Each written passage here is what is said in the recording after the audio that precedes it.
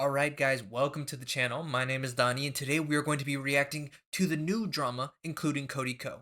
Alright, so to break it down, piece by piece for you guys, we're going to be watching a video by D'Angelo Wallace where he goes in depth, and he was one of the first people to really bring it to light other than the actual victim herself, Tana Mojo, and Gabby Hanna a couple years back. But the reason why I wanted to personally speak on this video is not for views or whatever. It was mainly because I wanted to share my own perspective as someone who is a huge fan of Cody Ko until this whole ordeal. Now, obviously, we don't have pure concrete records saying this, and that happened. But I just want to share information from D'Angelo Wallace's video because he made a really good video, and I will tag him in the description as well, so you guys can go throw him a subscription. But yeah, so the main reason why I wanted to make this video was because Cody Ko was one of the YouTubers that I watched for such a long time, right? That's cringe. Watching the button, watching him watching, all these different reality TV shows, right? Love Island, Milk Manor, all those other things. So this was a type of YouTuber that I was like deeply invested in. I kind of grew up watching him, and it was one of those YouTubers that okay, the inside jokes about their content, right? So you feel like you're kind of a part of that group. Now, I haven't watched Cody Co in just a little bit, right? I am a grown ass man, so I don't watch him all the time. I rarely do as of recent, but I still have that kind of attachment to his older content. But that was until I saw this video, or not just this video, but the account of what's been going on. Now, I am a fan of Cody Ko's content, but I do not stand by those type of actions.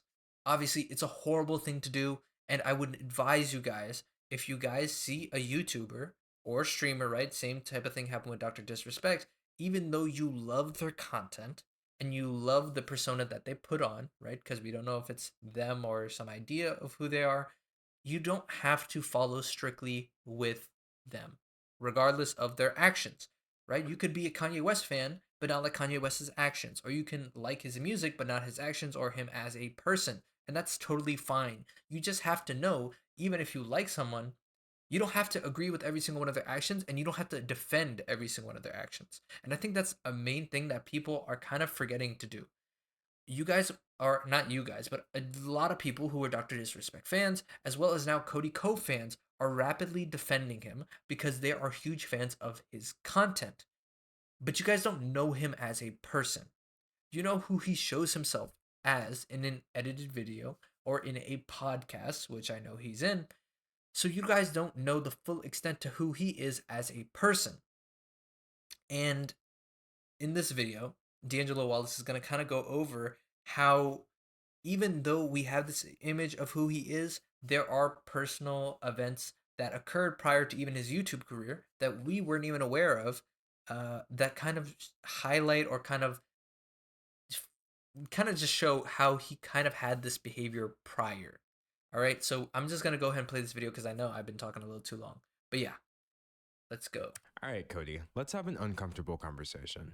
Someone has been alleging for years now that you, one of the largest commentary creators on YouTube, knowingly committed a crime against her when So she was a minor. sucks, bro. But YouTubers and viewers alike are ignoring and discrediting these allegations solely because the person making them happens to be an unlikable woman That's a online, crazy thing, Tana by the way. Mojo. And you know that people are ignoring this because nobody is working harder to bury the story than you. And you're getting away with it because commentary YouTube has a serious problem. I can't blame any of your viewers or my viewers for not hearing about this because you've done such a good job hiding it up. Yeah, it's kind of crazy. Cody Ko has such a large fan base and such a large following. It's kind of crazy that literally it has not been a big topic of discussion until now.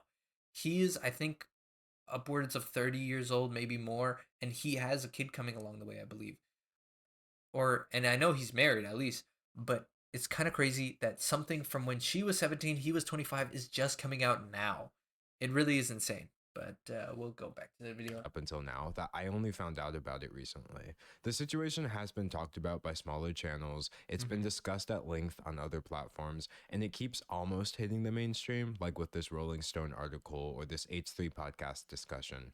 But the I'm not reason a it huge fan of hasn't caught on H3 yet, H3, despite but all of this, is that none of WH3 your H3 right friends, there. nobody on your level, nobody in the commentary niche with enough pull is willing to admit that this situation makes you look terrible. A lot of people like him a lot, and It they makes him look really are, like, horrible. doing any kind of mental Yeah. gymnastic to just ignore it. I'm not here to accuse you of committing a crime in this video because I can't do that based on someone else's allegations. Yeah, I Nobody can't can accuse it because I'm definitively not take trying to these get my channel allegations taken as down. proof, but at the same time, they should still be looked at and not treated as an open secret and swept under the rug like you've been doing for so many years now. And from the way the situation keeps popping up more and more often, it's clear that there's only so much rug sweeping you can do before people start taking a closer look at things. So You know, another thing I want to mention is I'm actually really happy because of how TikTok and everything is going on.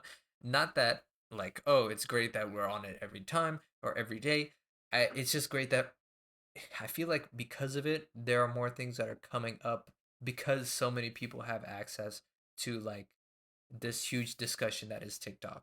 Right? Instagram is kind of like, okay, one video, or one post. And same for YouTube in some regard. I feel like TikTok is more interaction based because of Duet Stitches and just how interactive of a platform it is.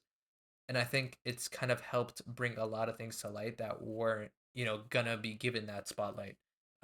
Or maybe, something that would have been given the spotlight just much farther in the future.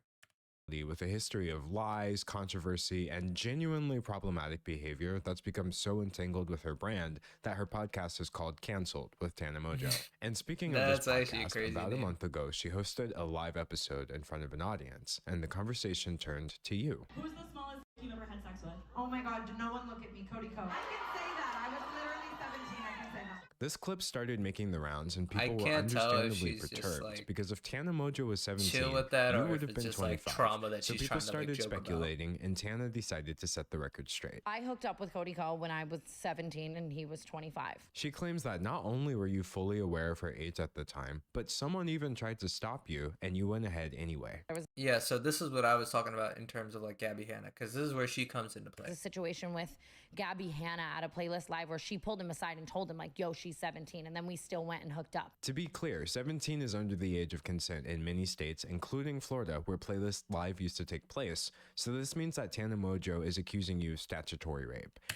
And before he goes any further, I just want a lot of people to know, because Moist Critical talked about it, but when they say 17, it doesn't mean almost 18, almost legal. I think a lot of people, they want to push that agenda when it's someone they like, but you really do have to understand he was aware that in these allegations, at least, that she was 17 at the time, not 18. So it is rape in any shape or form, no matter how you want to spin it. And you can't avoid that definition or that term when talking about this because she was 17. And a lot of people are going to try to push that, but you have to realize that it's kind of an unavoidable fact. And I think it's really important that people, talk about it. And she's not trying to hide that. This isn't just some crazy tea. It was a crime. Nothing would make this situation better, but plenty of things make it worse, like the fact that she was a fan of yours at the time, adding an additional layer to the power dynamic you would have had over her. I grew up loving him, and I think you know what I mean? Like, I was just like excited and a fan. Tana seems to have many feelings about this, which we'll go over a bit later, but she stated very clearly that the actions she's accusing you of are inexcusable. If I had a 17-year-old daughter or a little sister or something, like I would kill. I would never let it fly. Yeah. These recent allegations I mean, are it is bad a enough crime. on their I mean, own, but obviously, there are yeah. a couple of things that make them worse still. Things that many people don't know yet, but you do. You know that Tana has been making the same specific claim against you for years now. Here she is back I in feel a little 2021 stupid, but yeah, saying he the keeps same thing. speaking directly to Cody. I'm 18. I started kind of hooking up with other people. Shout out JC Kalen, shout out Cody Co. But what lends the most credibility to Tana's claims, and what is really the most damning thing for you, Cody, is a clip that you might not have even seen yet. See, I read the Rolling Stone article, I watched the YouTube videos about this, and they all missed something. And I understand why. The clip I'm about to show you is extremely hard to find. The original has been lost to time, and it's a wonder we have this on video at all. But if there was anything to give me any more clarity about these allegations before I formed my opinion, I was going to find it. Remember how Tana said that fellow YouTuber Gabby Hanna tried to stop you before everything allegedly went down? This is the craziest part. Did you know that I mean, Gabby is actually I on guess record crazy telling is the exact same story several years ago? One validating time, this whole thing. I told a guy, I saw him making out with a girl at a party who was underage, and I pulled him aside and I was like, hey man, you probably don't know. I know she like looks a little older. She's underage. Watch it. And he's like, oh my God, thank you for telling me. And then he tarred that. This is really That is so really crazy. bad. That is People so make crazy. accusations all the time, specifically regarding things that are very difficult to prove or disprove, unfortunate as that may be. But when somebody makes an allegation and they say they have a witness, and that witness can be found telling the exact same story years before any of this came out, that's not something I can just ignore. In a situation that cannot be proven, corroboration by a third party goes a All right, so those are the two main pieces of evidence, and I don't want to take his whole video. I don't want this to be a huge, entire reaction video to his own content, because I don't want to be, a thief essentially, bit biter, as some would say, if you were a Cody Ko fan, which I'm not anymore, or at least until he's proven innocent, which I have a strong doubt that will be the case. But essentially, the whole point of this video was to bring this up. I know I'm obviously late. A lot of people are talking about it. I know even Cody Ko has been avoiding talking about it, which is kind of the biggest issue here, that he's trying to bury it, or he was trying to bury it until it came out now.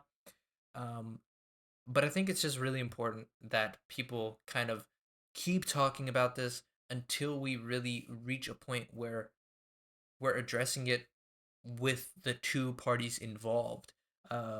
So if you guys, believe that to be true, I wouldn't say throw hate towards either party.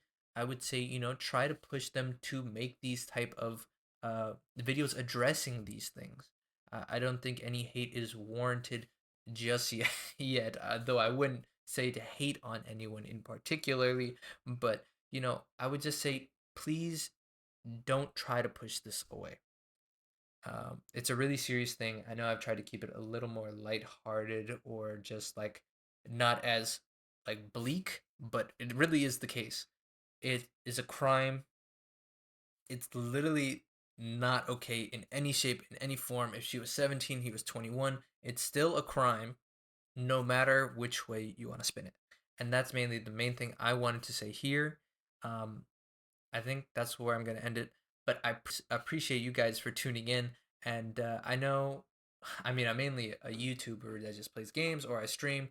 Um, but yeah, I just wanted to talk about this. And I want to talk about more relevant issues on the platform, as well as other platforms, because I think it's, a lot more interesting to like kind of branch out. And if that's something that interests you guys, I would appreciate if you guys, drop a like, follow, and just, tune in for the next couple of videos. And I appreciate you guys. Thank you.